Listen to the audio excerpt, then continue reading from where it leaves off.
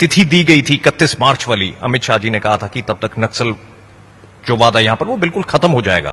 तो क्या इसका भी आपके ऊपर प्रेशर था कि ये डेडलाइन जैसे कहा जाता है जैसे कोई एग्जाम की डेट हो, लेकिन ये एग्जाम की डेट नहीं थी, बहुत बड़ी चीज थी ये कहना कि नक्सलवाद यहां पर खत्म हो जाएगा एक पर्टिकुलर डेट पर आकर।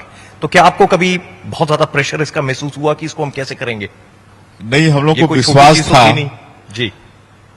कि कहा जाता है कि मोदी है तो मुमकिन है, और हमारे देश के गृह मंत्री जी भी कोई चीज बोलते हैं तो सोच समझ के बोलते हैं, और अगर वो बोल रहे हैं और दोनों का आशीर्वाद और दोनों की दृढ़ इच्छा शक्ति है, तो ये तो पूरा विश्वास था कि उनका संकल्प अवश्य पूरा होगा। लेकिन पूरी रणनीति के साथ सब लोग भिड़े रहे।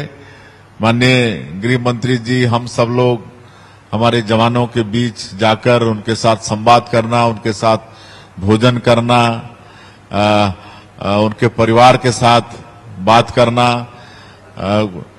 और कैजुअलिटी बहुत कम हुई तो उनके साथ अस्पताल में जाके मिलना, हम दोनों जाते थे, हम भी, हमारे गृह मंत्री भी जाते थे। तो इतना उनका हौसला रहता था कि बोलते थे कि ठीक होने दो साहब, फिर 10 को मारेंगे। ऐसा उनका हौसला बुलंद रहता था। तो ये सब चुनौती थी।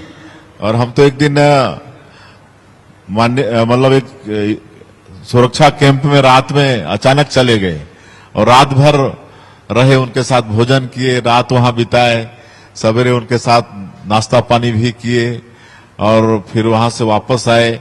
हमारे केंद्रीय गृह मंत्री जी के साथ हम लोग भी जाते थे, वो हमारे जवानों के साथ संवाद करते थे, उनके साथ भोजन करना, गांव में चौपाल लगाना।